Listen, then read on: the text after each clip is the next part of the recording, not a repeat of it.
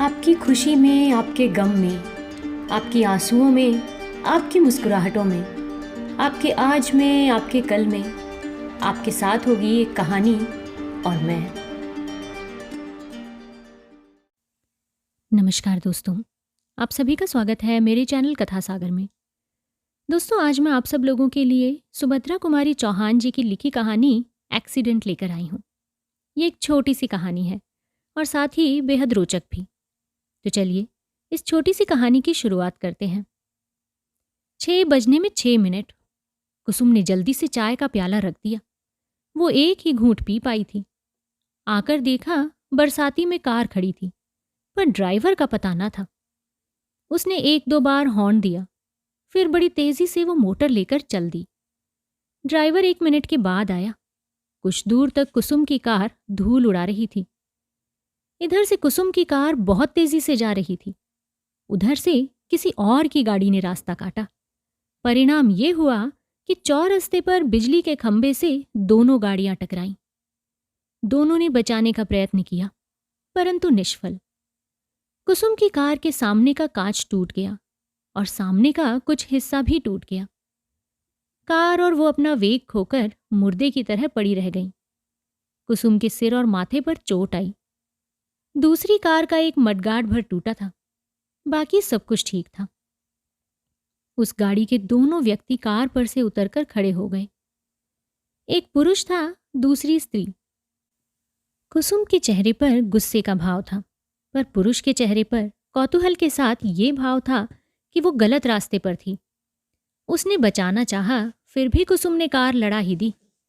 कुसुम के सिर के बहते हुए खून को देखकर तुरंत ही पुरुष ने अपनी रुमाल उसके सिर पर कसकर बांध दी। फिर नम्रता से बोला, आप मेरी कार पर बैठ जाइए। डॉक्टर के घर से आपके सिर पर पट्टी बंधवाने के बाद आप जहां कहेंगे मैं वहां पहुंचा दूंगा। खाक पहुंचा देंगे आप? कुसुम चिल्लाकर बोली, मुझे 6 बजे कॉलेज पहुंचना था। वहां लोग मेरी प्रतीक्षा में होंगे। तो आप ही कुसुम देवी हैं? आपसे मिलकर मुझे प्रसन्नता हुई, पुरुष ने कहा। जी हाँ, मैं ही कुसुम देवी हूं। धन्यवाद। और आपकी तारीफ? शिष्टाचार के तौर पर कुसुम ने पूछा। मैं हूं प्राणनाथ सहगल, पुरुष ने उत्तर दिया। कुसुम जैसे चौंक उठी। शराबी प्राणनाथ, दुराचारी प्राणनाथ। कुसुम ने आंखें उठाकर ध्यान से प्राणनाथ की ओर देखा। प्राणनाथ के विषय में तो उसने बहुत कुछ सुना है। ये वही प्राणनाथ है या कोई और? कुसुम के चेहरे से जैसे प्राणनाथ ने उसके अंदर के भावों को पढ़ लिया। वो बोला, इस शहर में प्राणनाथ नाम का एक ही व्यक्ति है और वो समाज में बहुत बदनाम है। वही मैं हूं। किंतु इस समय आपको डॉक्टर के घर तक मेरे साथ चलना ही होगा। आपका खून बहुत निकल चुका है। चलिए। कुसुम उसकी बातों का कोई उत्तर ना देकर चुपचाप कार में जा बैठी। प्राणनाथ ने कुसुम को ले जाकर डॉक्टर के यहाँ पट्टी बंधवाई और फिर उसके घर छोड़ दिया। कुसुम उस दिन कॉलेज न जा सकी। इस घटना के कुछ दिन बाद एक दिन शाम को कुसुम का भाई, जो उससे 2 साल बड़ा था, बड़े गुस्से में आया और बोला, कुसुम, तुम बड़ी हो और समझदार भी हो। ये प्राणनाथ कितना बदनाम है तुम जानती हो अच्छे से। उसके साथ कार में बैठकर तुम्हें कहीं नहीं जाना चाहिए था। कुसुम ने कहा, पर भैया, जिस दिन मेरी मोटर लड़ गई थी उसी दिन मैं उसकी कार में डॉक्टर के घर गई थी, और तो मैं कभी कहीं नहीं गई। खैर, तुम अब इस बात का ध्यान रखना, उसके भाई ने कहा, और बात यूं ही खत्म हो गई। पर संयोग की बात, उसके दूसरे ही दिन कुसुम अपनी कुछ सहेलियों के साथ पिकनिक पर गई। लौटते समय दूसरी लड़कियों को उनके मकानों पर उतारकर जब वो वापस आ रही थी, तो ठीक प्राणनाथ के बंगले के ही सामने उसकी मोटर का पेट्रोल खत्म हो गया। कुसुम ये न जानती थी कि वो बंगला किसका है। उसके साथ कोई नौकर भी न था। लाचार उसे उस बंगले वाले से सहायता लेनी ही पड़ी। इसी मतलब से वो फाटक के अंदर गई। सामने ही वर्दी लगाए एक चपरासी खड़ा था। अंदर से संगीत की ध्वनि आ रही थी। स्वर किसी स्त्री का था। कुसुम बंगले में इस प्रकार गई जैसे बंगले की स्वामिनी हो। चपरासी को रोकने का साहस ना हुआ।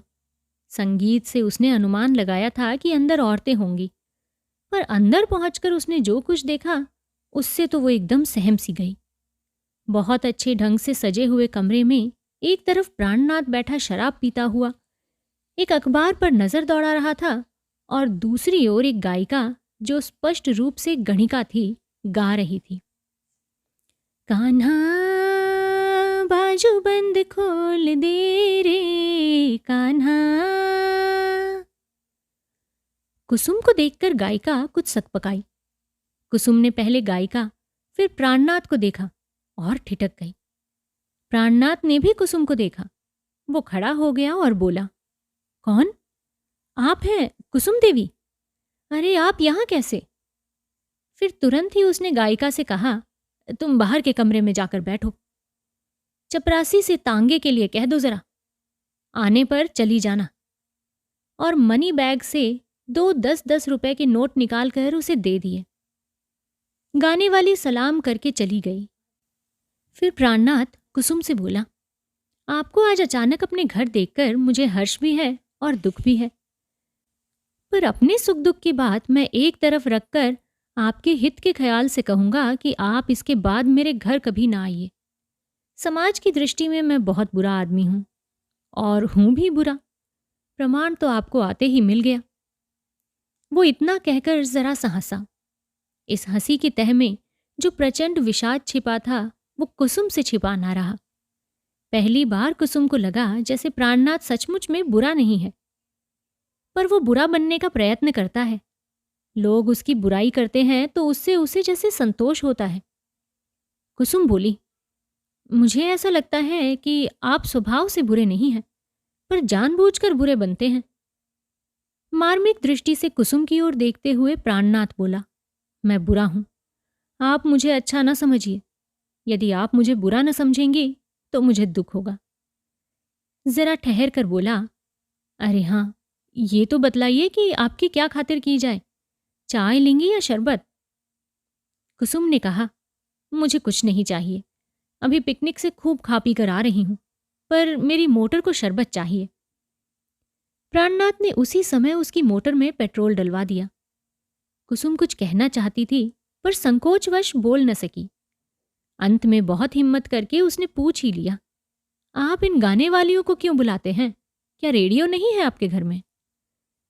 रेडियो की ओर उंगली उठाकर प्राणनाथ ने कहा, रेडियो है तो इन्हें तो मैं सिर्फ बदनाम होने के लिए बुलाता हूं, और फिर इन गरीब स्त्रियों को बुलाता हूं जिनका नाचना गाना ही पेशा है, जिनकी युवावस्था समाप्त हो चुकी है, रूप रंग बिगड़ गया है, और जिन्हें पेट भरने का कोई और चारा नहीं है। कुसुम ने पूछा, और ये शराब क्यों पीते हैं? अपने आप को मिटाने के लिए। रुपयों का और क्या करूं? प्राणनाथ ने विरक्ति के साथ उत्तर दिया, मैं इन दोनों बातों को नहीं पसंद करती। आपके पास बहुत रुपया है तो मुझे दे दीजिए, मैं उसका संचय करूंगी। अधिकार के स्वर में कुसुम बोली। फिर आप शर्मा गई। उसे चाहने न चाहने का अधिकार ही क्या है? प्राणनाथ हंस पड़ा। वो बोला, आप नहीं चाहती तो ना होगा, पर आप मेरी चिंता क्यों करती हैं? मैं तो जानबूझकर मिट रहा हूं, और मिटने में ही मुझे संतोष है। पर इसका कारण क्या है? आग्रह के साथ कुसुम ने पूछा।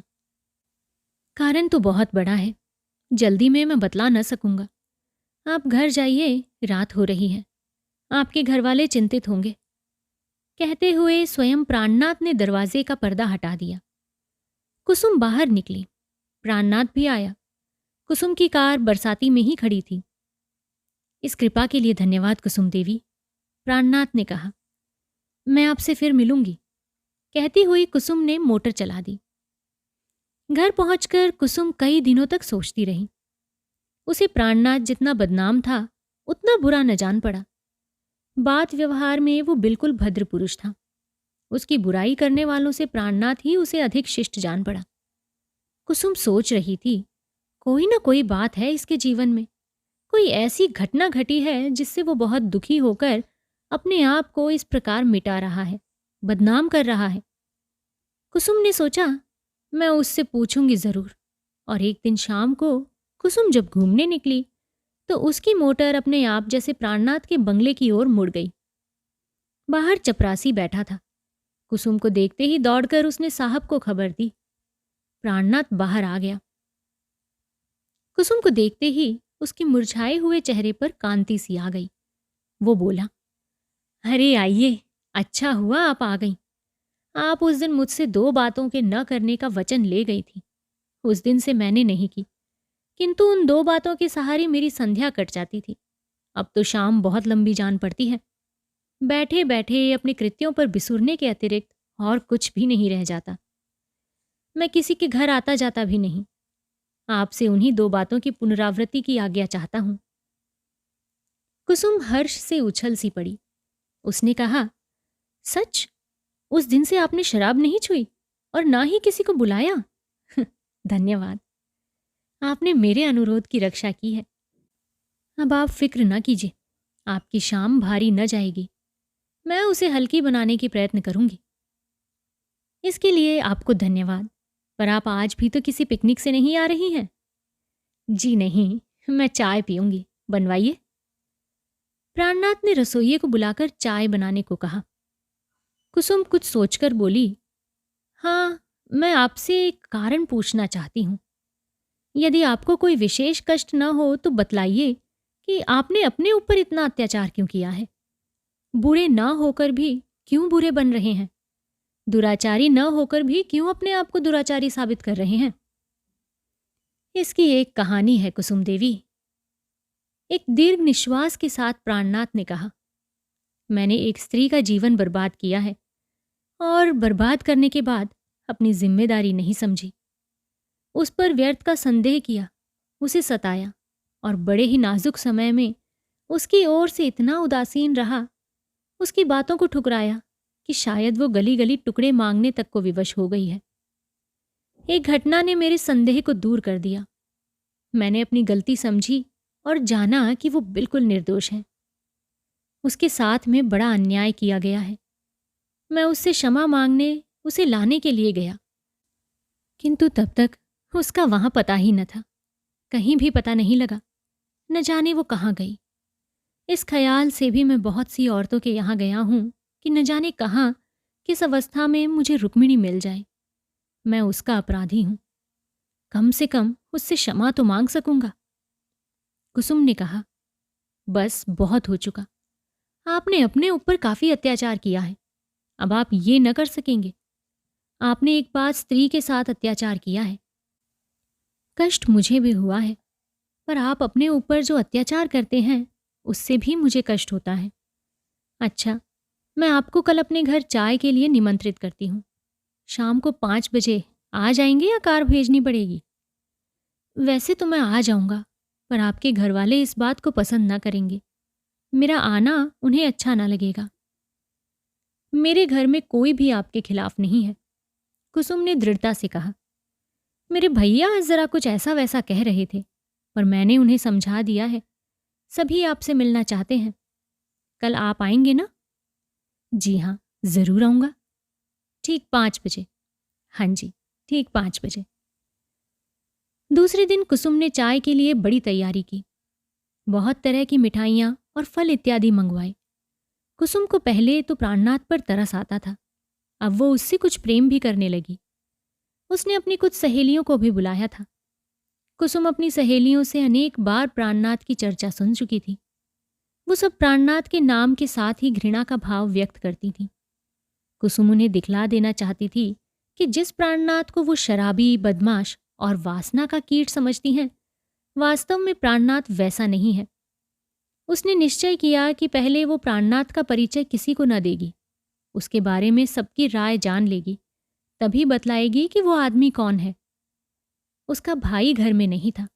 बूढ़े पिता बच्चों की इस पार्टी में शामिल होने वाले न थे। कुसुम ही थी, जो भी कुछ थी, और उसकी कुछ सहेलियां थीं। उसकी सहेलियां पहले ही आ चुकी थीं। प्राणनाथ ठीक 5 बजे आया। प्राणनाथ बहुत गोरा और देखने में सुंदर था।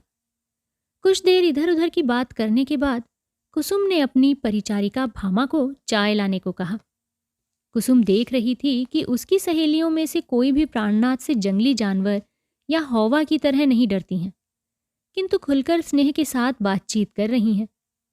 एक दो ने चुपके से पूछा भी कि ये कौन है। कुसुम ने कहा, मेरे दूर के रिश्ते के भाई होते हैं।